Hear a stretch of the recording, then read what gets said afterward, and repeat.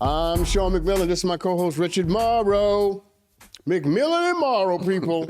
We're back for more. Thank you for tuning in. It's always good to have you. Thank you. Sit down, get comfortable, turn the volume up on that screen, because we're about to hear about some things that will probably, what?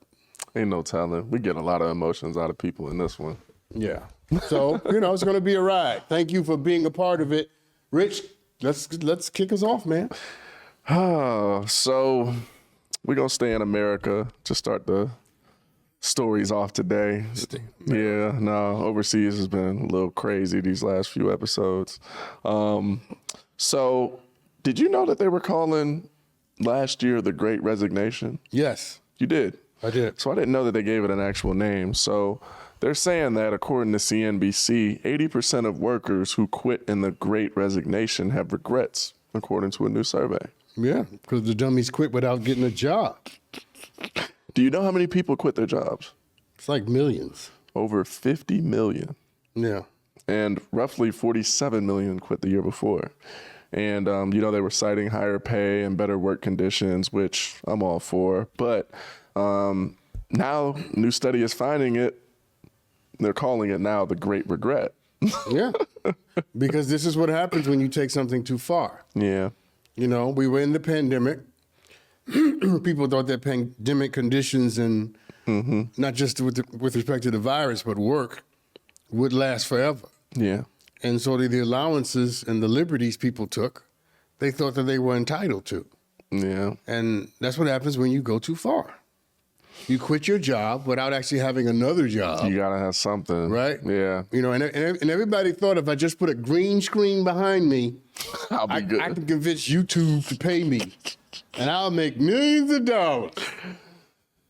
If only it was so simple. Now they want to go back to work because they need a job. Yeah. So, and it's like, I don't know if they want to go back to work. They just want to get paid. They want to be able to make money. Well, I mean, there's only It ain't got to be a regular job. They just want to find ways and be able to make money without having to feel like they're working. But isn't it the case that any way that you make money is work? I guess. And nobody's giving you money for free. And some, I guess, yeah, it should still be considered work, but a lot of people want to get paid to just live their lives nowadays. You got people that blog. Well, I guess you could still consider that's them. work. Still work. You got to write that blog. You got to video that blog. It's all work. Yeah, still work. Let me help your generation out. Yeah. That's not my Gen Z is below my generation, by the way. It's you and Aaron over there. No, their generation is lower. You don't get to avoid work. Yeah. You got to work. Yeah. And instead of resenting it, why don't you fall in love with the fact that you get to be productive? Do something that you love to do. No. Let me finish. Yeah. It's not just about doing something you want to do. I think that's important. But it's also about the fact that laying around all day doesn't make you feel good. Yeah, it doesn't. Doing nothing for days and days and weeks and months at a time doesn't add to your quality of life. Yeah. Now, a good month of that will feel great. Every now and then. Right? A good month of just laying in the bed, waking up at 11. Yeah. But after a while, your greatness agitates you. Yeah. After a while, your giftedness will start messing with you and saying, shouldn't we be building something? Shouldn't we be doing something? Shouldn't we be writing something? You know what I'm saying? Yeah, for real, something. If you are great, after about a month of doing nothing, your greatness is going to tap you on the shoulder and say, what's wrong? Yeah. And so my thing is, with your little generation, stop trying to avoid work. Learn how to love it. Yeah. Either work for yourself, but work. Yeah. Work for your mama, but work.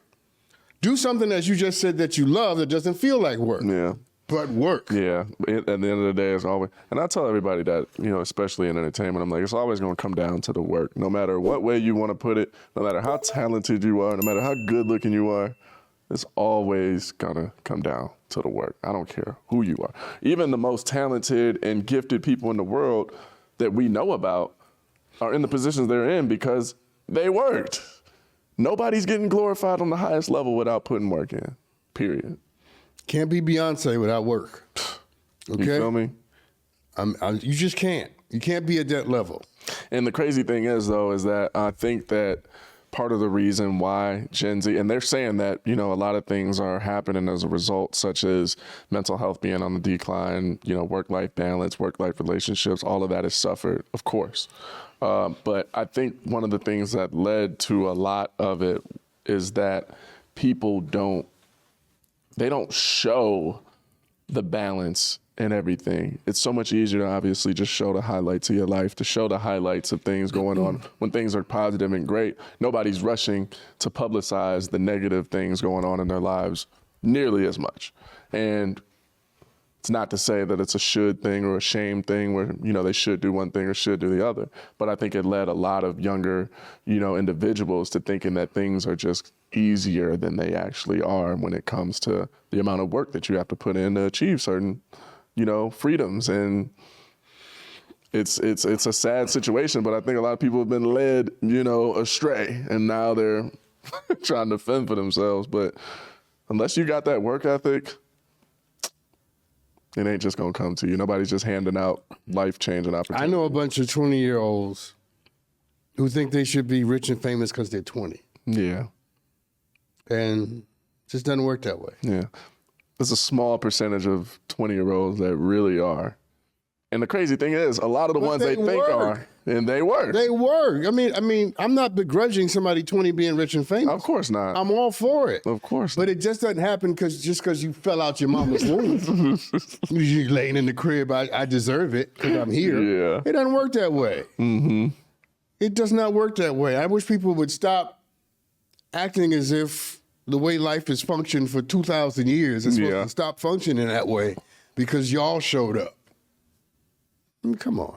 Let's go to another story if I get upset. Yeah, no, I feel you though. I mean, who is this person running into our podcast? In case you were wondering, we finally got a visual on Tyler. I call him Jake. We had a Tyler sighting. Yeah.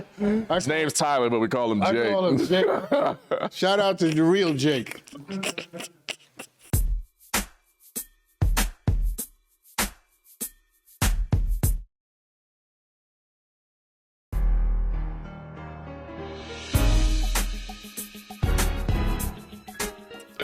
So moving forward, according to Fortune,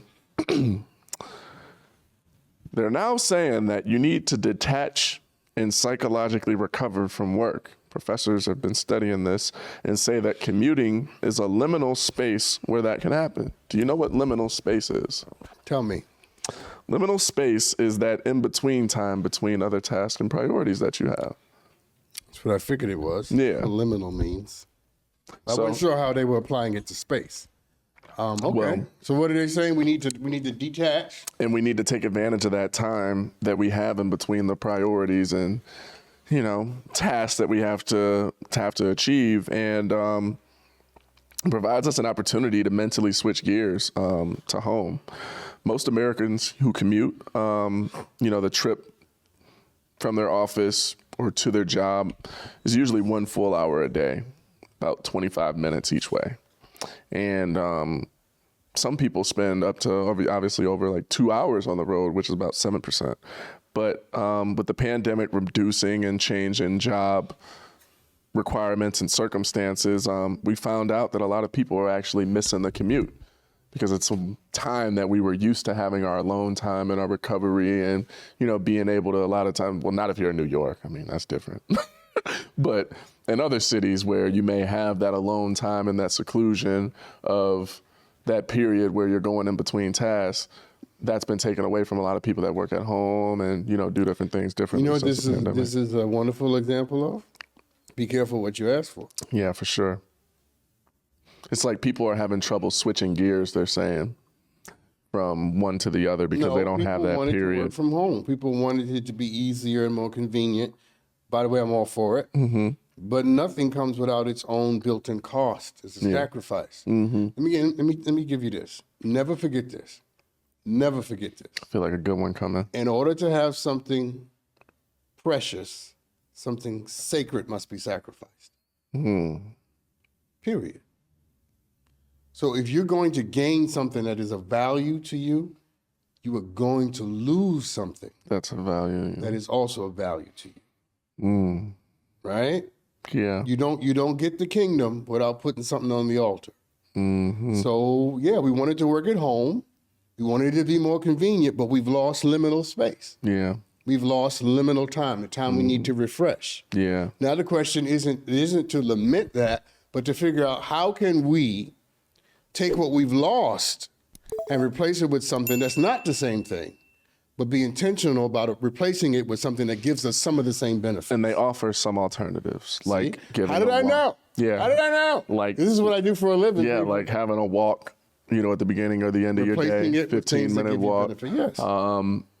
I think there's all kinds of things that you can do, but I think a lot of it should involve probably situations where it does require you to be secluded and alone. I think part of recharging for me personally, being an only child, I enjoy my alone time, and I feel like I need that after my social meter, as I say, expires. I think my social meter expires quicker than other times, depending on the environment that I'm in. But I know that feeling when it's like, all right, it's time for me to take my butt home because I'm sick of being around people. And it's something that I can't even feel. Why do you think we get along? I think we share a lot of the same perspectives on things. I'm not saying everything. Contrary to belief, we actually do agree on a lot of things too, guys. But I think it's just a mindset. I think we have an appreciation for each other as just people. It's a good question. So? I do. I appreciate you. I know you do, and I appreciate you likewise. But okay. But I don't think that's why we get along. Why do you think we get along? Because you don't get along with everybody. Sure. That is true. I don't get along with most people. But I kind of do. I get along with most people, though. That's why I'm asking. We're so different. You walk in a room and it's, and everybody will love you. I walk in a room and think, how long do I have to be here? We're very different people. So why do you think we get along then? I'm very interested. It's a great question. I think we need to spend the rest of the life of this podcast trying to figure it out, returning to this question. Because for those of you watching, like we're not just like collegial or work together on here. Like we have known each other for 8 or 9 years. Yeah. And been very close for 8 or 9 years. But very different people, different worlds. Everything. Yeah. Social, party, Hollywood. Read a book, watch a documentary, don't come over my house. Right? Yeah. No, you know what I'm saying? But we get along. Like you don't annoy me. Yeah. And most people do. Yeah. And I don't annoy you most of the time. Yeah. I think I do annoy you though sometimes. No. No. No, not genuinely. Not actually. No. You've never annoyed me, genuinely. Genuinely. Like I looked at you like, don't do that. You like, now that could get annoying if you continue to do that. Like that is on the way to annoy. But you're on the path to annoyance. Okay. That is interesting though.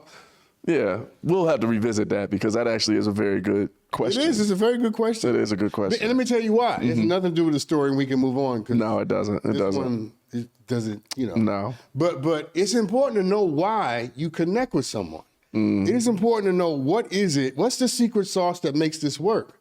Because when it stops working, you know what to run back to. That is actually really a good point. Yeah, any relationships. You have to know what is the thing that makes it magic. So that when it loses part of its luster, you're not repairing things that don't matter. That brings up so much for me. Because it makes me think of how many relationships I have. Do you ever meet, or not even meet, but do you ever have people in your life that have been in your life so long that you damn near forgot how you met? Yes. And you think to yourself like, damn, how could I forget the first time because before that person was not in your life at all, you know what I mean? But to be able to forget such a significant event makes me realize how easy it is for us to forget why we actually have people in our lives too. Because we don't sit and really dwell on that unless you're a very insightful, self-aware person that's working on themselves and reflecting constantly. I don't know about you, but for me, most of my life, I didn't do a lot of reflecting until things really forced me to have to reflect on certain things. Well, you and a lot of other people. Yeah, and that's partly why things happen. We're doing a lot in this conversation. No, we are. That's partly why things happen to make us reflect and think and grow. So we lament the bad stuff, the struggle, the difficulty. Yeah. But some of it has been sent into your life for the intentional purpose of making you think about yourself at a different level. I love that. Yes. I love that. I hope y'all taking this in, by the way. So we say thank you. We say thank you for it all. Thank you for it all. Thank you that you hired me. Thank you that you fired me. Yeah. Thank you that I got the relationship. Thank you that I lost the relationship, because all of it sort of comes together to do what it does. But the magic of a relationship needs to be studied. People need to know why we get along. What makes this work? It can't just be unspoken, because when you get in trouble, you need words. And you know what's crazy? When you go to, say, a counseling, or I'm going to use marriage counseling as an example. I haven't been married before, but I know just from, you know, experience of people who have, watching different things about it, learning, that that's one of the things they focus on, is trying to find, why did you two get married in the first place? And you look at friendships and things like that, and we never really have those same dialogues or thought processes with friends of ours and family members and, you know, whoever. But it's so important when you think about it and you actually break it down like that, because it's like, wow, that is the very basis of, if anything were to go astray, that you could always go back to understand why this was even what makes it work, working in the first place. Wow. See, I love that. We've been dropping some gems lately. I really hope y'all picking up what we putting down over here, y'all. Who are you talking to? I'm talking to the audience. Oh. You forget we got people watching us. I forget I'm on TV. I totally forget this is a show. Yeah, forget about y'all. Don't be. No, I'm just playing.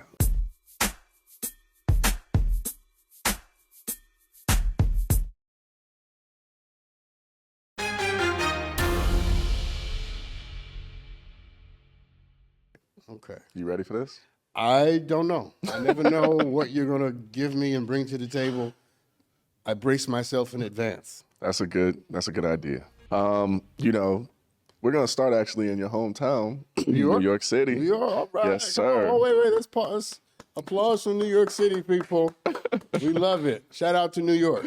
So I'm curious to know if you've heard about this. According to Pix11, the No Pants subway ride has been canceled again. Do you know what the No Pants subway ride is? No, what is that? You haven't heard about it? Okay, so believe it or not, after occurring 19 years in a row, so this is since 2002, it was halted during the pandemic and is yet to resume again. So it's basically an event where people ride the various trains on the subway in the middle of winter with no pants. These are white people? Because I can't see any black people doing this. Y'all know I'm not racist. I love all of God's children. But no. Before you go further, I'm not going to say anything. I'm trying to catch my breath. We have, in the world, we have white people mess and we have black people mess. I got a list. Hold on. Okay. White people hear a sound. They want to go check it out. Yeah. We don't do that. No, here's what we do. Black people mess. We talk to the movie. Like people can hear it. You know what I'm saying? The movie going on, black people, don't do that. They can't hear you. Don't go over there. So when I say this is white people mess, it feels I acknowledge the mess of all communities. This is definitely white people mess. Okay, well, it says only 7 half-naked people participated in the first one that happened in 2002, right? Okay. Since then, there's been approximately over 2,000 New Yorkers that have undressed for the winter event. So I don't know. Out of 2,000, you think all of them are white? I don't know. The overwhelming majority. I have no doubt. I will bet all the money in my pocket against all the money in your pocket. So you think 100%? 90%. 90? I don't know if I'd take that bet. And the black ones are black people who grew up around white people.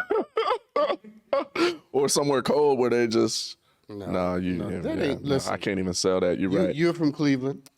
I am. Right. I'm from Brooklyn, also Queens, also Harlem. I lived all over. Nobody I know is getting on the damn train with no pants on. Okay, so that leads you to my question. Which is what? So since you're from New York, if you were waiting for the train and you were on your way, say to shoot this. Yeah. And the train pulled up and it was full of half-naked people, would you get on it? Depends on how they look. That's a good answer. I mean, if you sexy, I want to be in the train. Okay? Okay. So would you feel out of place then once you got on the train and feel like, all right, I gotta take my pants off too? Are you high? I'm just asking, are you gonna have to take your pants off? Did you just ask me that? Would I feel like I would take my pants off? Would you feel obligated to once you got on the train? Let me lay this out. I want to see this.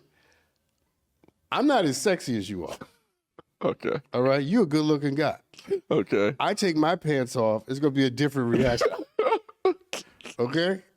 I listen, no, I'm not taking my pants off. That's never happening. I can't, no, that's not happening.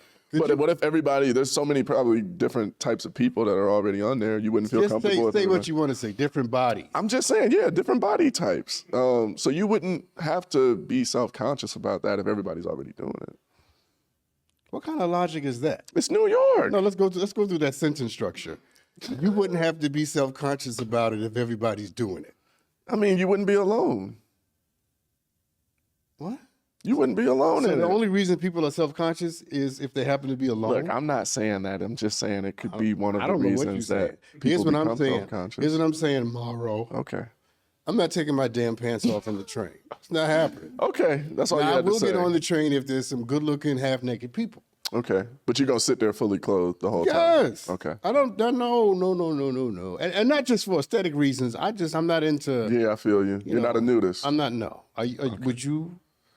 I mean, I'm a model too, so it kind of comes with my job. Sometimes I have to deal with it, an actor as well. So I don't really think about it.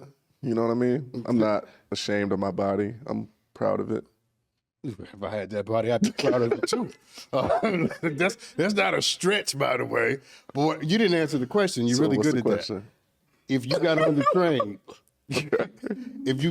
train, and there was half-naked people on there, would you feel the urge to sort of reveal your packages? I would have to say the same thing as you initially. It depends on how they looked if I'm getting on a train at all. But if they pass the look test, I may have a good time when I get on. It's not an answer to the question. You know? Yes, you would, or no, I might join them, yeah. Why not? I couldn't be the only one fully clothed because I feel like I would get pressured to take my pants off if I was the only one with pants on. Let me give you some advice, okay? Not that peer pressure runs my life or anything. Yeah, no, that's what we're discovering. I just told you I'm comfortable with my body, though, so it's like, let's have a party. Can I give you some advice? Okay, go ahead. Keep your damn pants on. Okay. Okay? And B, just because the whole world is doing it, don't mean I should. Can I complete my own sentence? You're right. That was my mom talking to me. She used to tell me that growing up. Just because, let me look at the camera. Just because somebody's doing something does not mean that it's good for your life. People can be engaged in all kinds of behavior and ways of being in the world.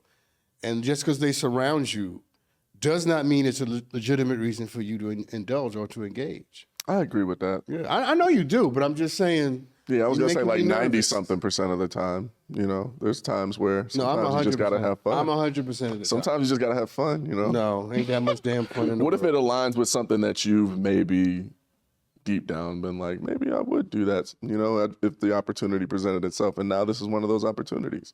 Then it's not really not thinking for yourself. It's just like, oh, I'm just going to take advantage of this opportunity.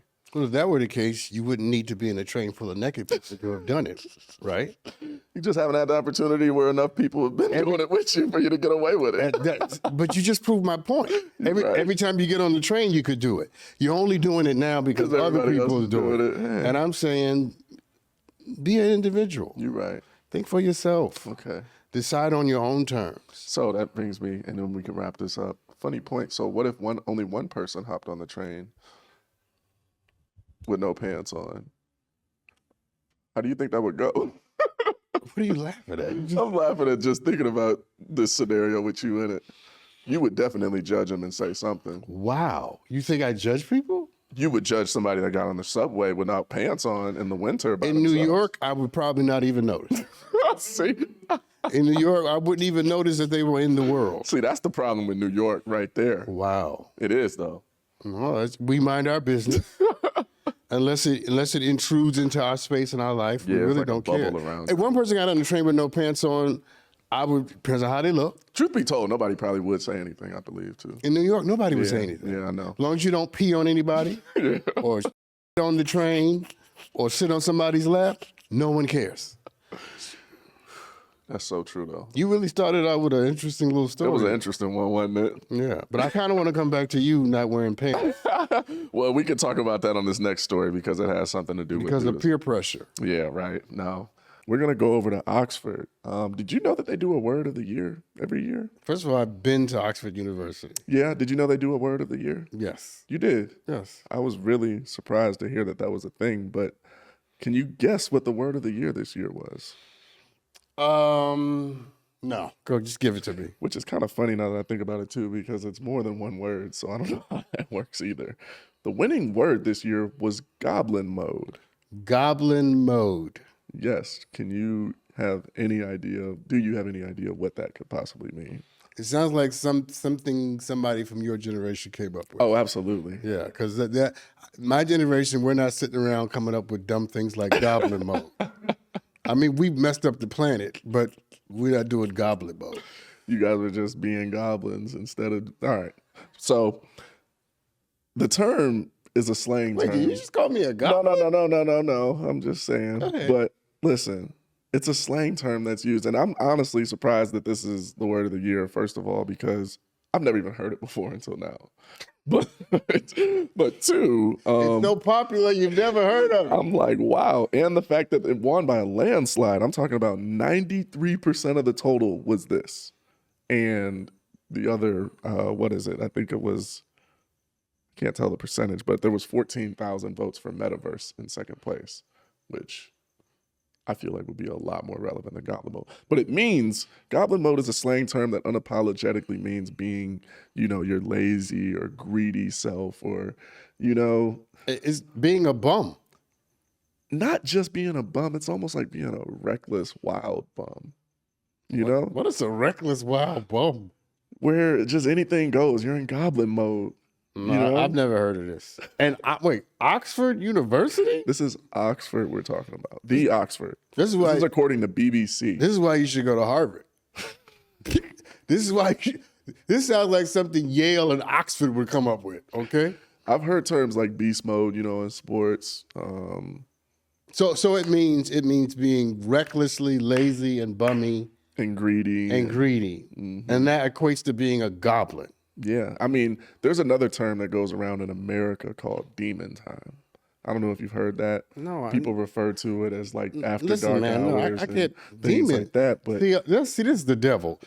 Goblins and demons is of the devil. Y'all need to stop this, okay? hey. No, I don't. I rebuke all of this. All of this I rebuke, okay? Well, I got to take spiritual authority today. You might need it in today's day and age, though. I'm not gonna lie. And as COVID restrictions, started to ease up, the term continued to grow as people realized that they didn't want to go back to the way of life that they were living before. So they invented this term, goblin mode, where it's like, you know what?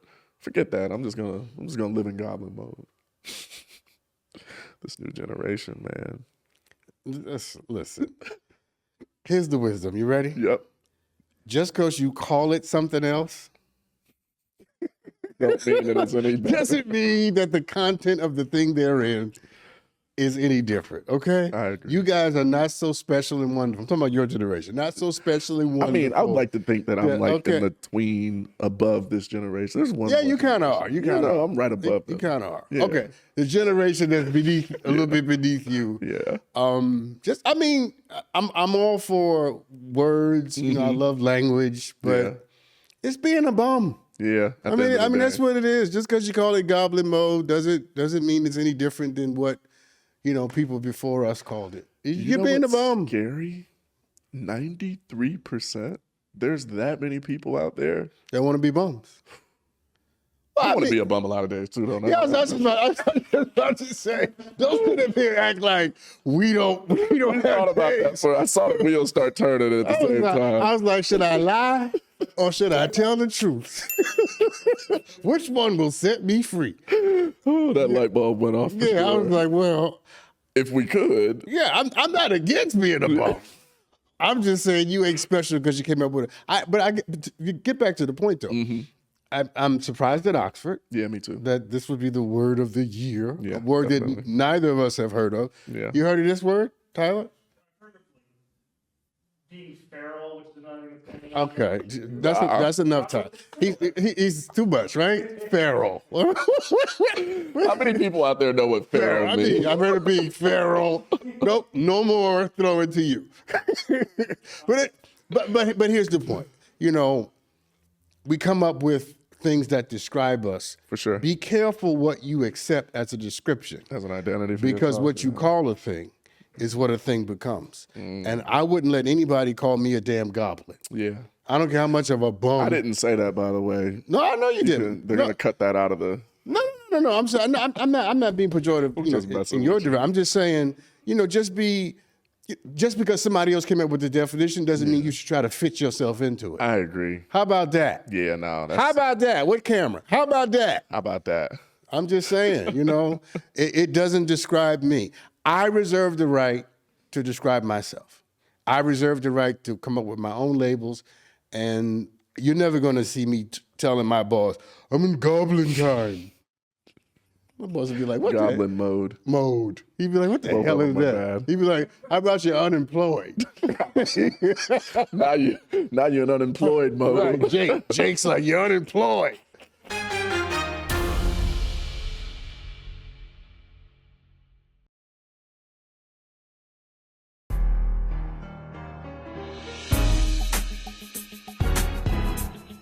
All right.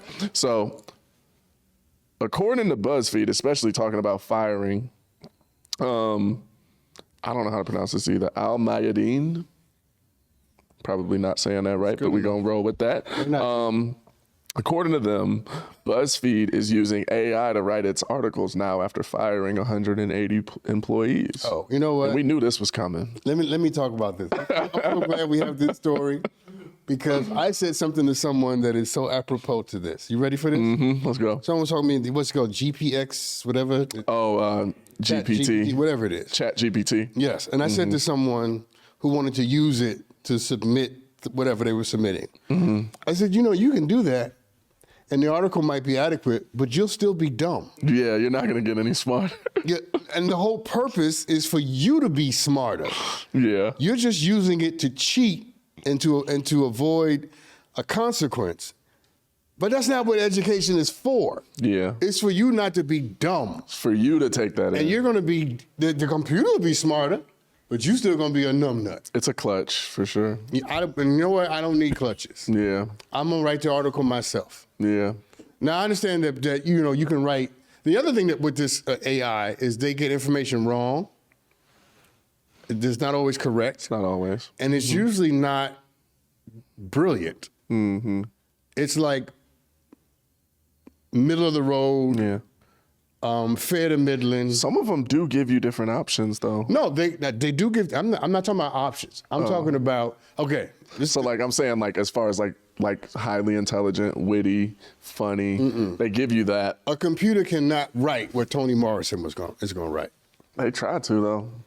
I actually put into one of them, actually. So, I'm writing I'm writing a show, right? No. So I put in the same premise of my show to see what it would come up with. I'm definitely, I'm in until support you of acknowledge the no. I'm agreeing with you in what I'm about to say. Because you start saying so that check me out. laptop, that iPad can give me Toni Morrison, that's when you talk about being annoying, that we on the road to that. I'm not saying that. Okay. What I'm saying is, I can hear you now. I gave it all of the same ingredients of a story that I created myself to see what it would interpret, itself. And when reading it, you could kind of feel that it wasn't coming from a human, if that makes sense. Yes, because it's not. But I feel like it could fool a lot of people.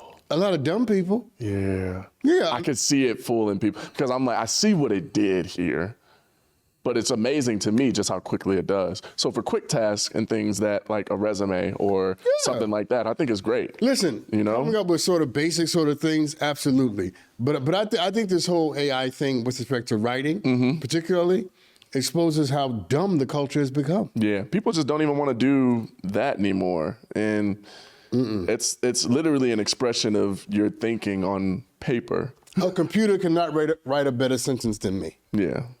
It's just not possible. Yeah. No, it's just it's not. It's Because not the going to computer happen. hasn't breathed people in and really had life experiences to know. I know the music of language. Exactly. The music of language. I know the melodies. I know where to put the notes. A computer can mimic someone who knows that, but it's just mimicking. Yeah. It can't give you what Baldwin. It can't give you Shakespeare. Yeah. It can mimic Shakespeare. But it ain't gonna be Shakespeare. To be or not to be? That is that question. This is the question. Whether it's noble to suffer the arrows of great misfortune. Come on here. Who knows in that sleepless night what dreams may come? I mean, come on. Yeah. Computer can't do that. It just can't. Toni Morrison, end of Song of Solomon. And she was loved. Woo! Can't do that. Come on, man. Because only humans can know what are really gonna make humans feel what it feels. The computer will never know what it feels like to be human. Therefore, it won't know the beats and tones that will really. Just like when I'm reading a script, you know, I can see certain lines on the page where I'm like, that's gonna be in the trailer. Why? Because I know people, and I know that that's what they're gonna focus on in this on this page and in this scene, because that was it. Yeah. But on paper, you could just be looking at it like, all right, it's just a sentence like all the other ones. It's like, no, I know because I've watched a million trailers. I've been a part of projects that have had trailers, and I know what people are going to feel when they see a certain situation. I totally and a agree computer with can that. never duplicate that. So I totally agree with that. I agree. Yeah. I agree, man. I think it's crazy how accessible all of this is now. Just not too long ago, I feel like people were talking about these things being possibilities, and now they're here. I think that is kind of cool in a way, but I think that there's a thin line between allowing it to be something that we're relying on that could lead to our downfall and becoming dumber as a species. Oh, we're already there. Versus actually allowing it to teach us, because I think it can be used effectively if you use it the right way. It can be used, I think, for basic, generic sort of stuff. People ask it questions. Did you hear one passed the MCAT and one passed the bar and a bunch of different tests now? So they're trying to see if... I would expect it to be able to pass a test. Yeah. Because those answers are... Yeah, they're structured by facts. It's structured by facts, and it can aggregate and pull and find. That is a good point. That's not hard to do. Yeah. But how about... exactly. It's like open book exam. Yeah. But try this. The laws of nature and of nature's God. Yeah. We hold these truths. Woo! To be self-evident. To be That all men are created equal. I mean, You Thomas can't- Jefferson was a mess, but that's beautiful. Yeah. I mean, that's beautiful. You know what I'm saying? The laws of nature and of nature's God? Yeah. I'm done. Even scientists I'm had done. some No, great... I need a cigarette. It's so funny though, because you're right. In almost every field, like music, even science, scientists had ways of wording things that to this day still are laws and theories that we recite that were just beautifully put, where you couldn't explain it any better than that human did, because they get it. We're not all facts. Yeah, I got you. We are as transcendent as we are bound to the terrestrial. Yeah. That, as complex as that is, I actually get it. I'm actually impressed with myself that I was You're able like, to I touch. understand what he's saying. I had to breathe that in for a second. I'm like, yeah, man. But that it's a crazy time we're living in, man. It really is. But let's move on. Next story. Is that all? I thought that was wind outside. Whew. Either that was Scared me for a minute. you over there praying? What you doing, man? The mighty Russian wind? So we're going to Georgia. Let's take it to the south. According to NBC News, some podcasters uncovered some new evidence that was unearthed in a trial that took place 25 years ago. So a man was wrongfully imprisoned 25 years ago. Is this a Mead, what's his name? No, I think this is a different story. But this was about two teenagers in 1998 who went on trial for the shooting death of their friend, which occurred while they were playing a game of Russian roulette at a party. But that was the first mistake. Right? And while present in the room and having provided the weapon, they were facing charges of involuntary manslaughter, which is a 10-year sentence. They moved by the urging of the parents, of the kid who died. So, of course, the parents want justice. But they argue that, the two teens conspired to kill the victim in an act of revenge, which eventually landed them in jail for murder. After 25 years, they were freed because some podcasters and their attorneys unearthed some new evidence. And it proved their innocence. And this is like a podcast that I don't think had anything to do with, the two kids. I don't think they were in relation with these people. But, there's people out there that are obsessed with all kinds of stories and things. So and I love a good crime. Yeah. So they really were like, we're going to find something that doesn't smell right here. And they were like, Scooby-Doo with his crew. And they figured out what was going on and got some attorneys. And it led to them and the police finding key witnesses that could give, their testimonies, and found out that some things weren't adding up. They conducted a proper autopsy after that. All of this led through the podcast and them doing the research on their own to help these innocent people. Well, it makes us feel like our podcast isn't adding much to the world. I know, they freeing people. We set people free. We talking That's not true. We help people think better. Don't you think? Yeah, and they've already spent more than half of their lives in prison, so that's a huge blessing. There's a lot about the story I don't understand. I don't understand how we got from Russian roulette. Well, the two kids that were imprisoned were a part of a situation where a friend of theirs that they were in the room with, who they gave the weapon to, ended up shooting himself playing Russian roulette. So the charge that the family is making is that the people that gave the one that died the gun, they knew that it was a what? Yeah, that they had something, that they were plotting revenge on him, and so that they put like 3 bullets in there? That's what I'm saying, and they each got 10 years. So because they probably couldn't pin it on exactly. And that's the terrible part about it, and probably why they were ended up getting free. But you got to remember, this was in Georgia too, so ain't no telling what part of Georgia they were in. Georgia. Georgia. Let's get racial. Were they black or white? It doesn't say, but they were white kids. Oh, okay. Oh, see, you never know. Well, there it is.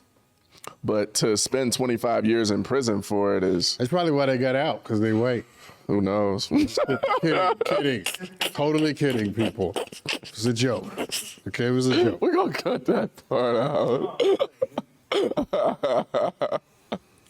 I don't care. I don't care.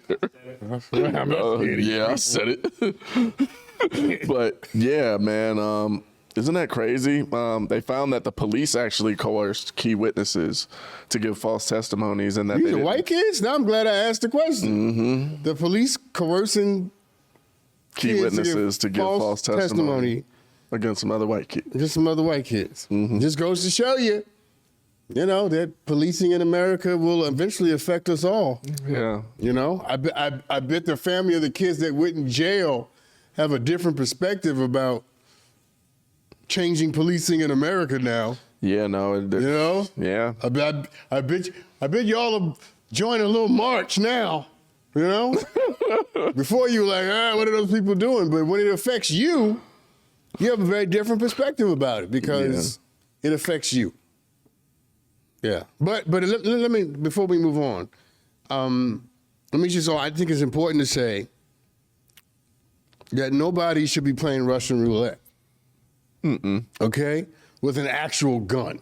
I've actually heard of people that have done that recently through friends of mine, and I'm like, people actually do that? No. No, come on. There's nothing I value my life too much. About that. What is, you need risk that much? Go jump out of a plane, then.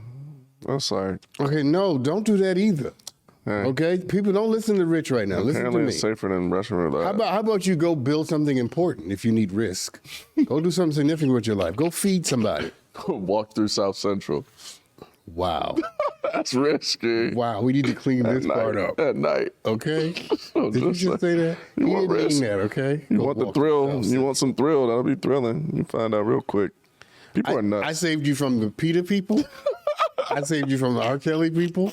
Now I gotta save you from our people. I gotta save you from the black people now. No, they know they ain't walking around South Central at night by themselves either.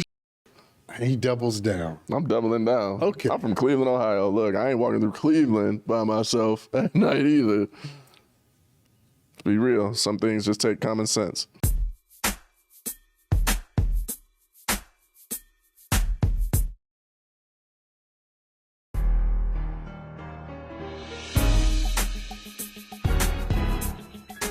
According to Insider, in 2021, an 11,000-year-old carving was found in Turkey, right? Mm-hmm.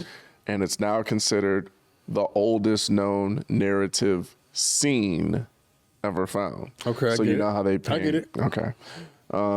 First off, without any context whatsoever, what do you think it may be? What the carving is? Yeah. Hunting? Oh, for like a family, people? You think? What is It's a it? good guess. It's a man holding his penis while surrounded by leopards. What do you think that means? Ain't got nothing to do with hunting. So let's get this straight. The oldest scene carving Yeah, in the world that's been found. is a man holding his Surrounded by leopards. leopard. And I'll give you the take the researchers gave after you give me your take. Oh, there it is. It's a man holding his penis surrounded by leopards. What a crazy. Is he protecting his penis? I mean, you got leopards walking around. That'd probably be something you'd probably have to worry Probably about. would. I don't know if that would be the first thing I put up on the wall. You know what I'm saying? I'm thinking about what to put on the wall. You know what? Put me the other day when I had to I'm wondering, grab a penis around the so leopards. 11,000 years ago, I'm trying to think of what time period and what would be going on in 11,000 years ago. I don't know, but it's before Jesus. Yeah. So would it be dinosaurs? That's the new Stone Age. Okay. It's the Neolithic period. Yeah. Okay, so check this out. Researchers state that the carving likely depicts the complex relationship between humans and the natural world, as well as the animal life that surrounded them during their transition into a sedentary lifestyle. How does grabbing your do that? That's a very good question. But apparently they're saying grab my penis. they're saying that the relationship None of is those complex. connotations were involved. What? What did you say? They're saying that the new Stone Age was when humans transitioned away from migratory hunt-gathered lifestyles to a settled lifestyle that included farming and domesticated livestock. But okay, whatever. But they need to explain How that connection to the... what is the connection between all of the sedentary and the changes in the neo-monolithic and the antediluvian times, how that relates to the man grabbing his penis. You know, I mean, you and see put that on the wall. Do you think it could have to do something with, I don't know, maybe, I don't know, why leopards? It's random. I'm stuck on the penis. Leopards holding this penis. I don't know. You I were don't leopards. know. I was thinking something along the lines of reproduction, but there's no telling what they were doing 11,000 years ago, man. Now you're getting nasty. I am, but You really are getting I'm nasty. talking about 11,000 years ago. They didn't know no We better. have censors. They probably didn't know no better about what was going on. Or maybe he was protecting it because maybe that was something that was going on, is like leopards out there biting penises off or something. Who knows? You gotta be careful. Is that the last story? Yeah, it should be. It really needs to be for the sake of our future together. Not our future together. But I really am our curious future to know with what the audience, what do you think though could be a little, like, let's be serious for a second. What do you think? Let's be serious for a second. Okay, go Yeah, ahead. no, let's be serious. Okay, go ahead. What do you You think? go first. What do you think in a educated guess type of standpoint, the meaning of something like that actually could be? I think What? when they're talking about them finding the complex relationship between humans and animals. Are you trying to clean up what you just did? I'm not trying to clean it up. I'm thinking maybe it was a sense of protection kind of thing, but holding it, you know what? I lost it. I got nothing. You should have came to that conclusion about 4 minutes ago. I thought that I would be able to pull something out, but you know, When you went down into the gray area with the leopards, that's what you should have said. I ain't got nothing. because it's just crazy. No, it's not crazy at all. But we gonna end this. I'm a very curious person to know what life was like back 11,000 years ago, though. New Stone Age. What you think? What do you think you would have been doing 11,000 years ago? Not sitting here talking to you. Do you think you would have been like one of those migrate types, or you would have wanted to settle down in one place? You think you would have just wanted to keep moving, or you would have stopped and been like, you know what, let's find a place to live? Because that's the time period they said it was in. It's a serious question. I think I would have been the migratory type. I would have wanted to travel. You want to move around? Yeah. Because you got to think about it. Animals and all kinds of stuff would probably be hunting you if you stay in one place too long. Probably dangerous. They probably didn't have weapons like that either. You won't have any shoes either, so, Yeah. you know. Apparently probably not clothing either. All right, everybody. I do not know what happened at the end of this episode. And although I'm culpable, I don't think I'm entirely liable for what happened. That last story was quite a... You went into a full breakdown. I mean, it's kind of a significant event. There is nothing significant. Not about the that actual story. drawing, but the fact that it's one of the earliest carvings. It's like, what was going on 11,000 years ago that they were drawing pictures of that, you know? Interesting stuff. Well,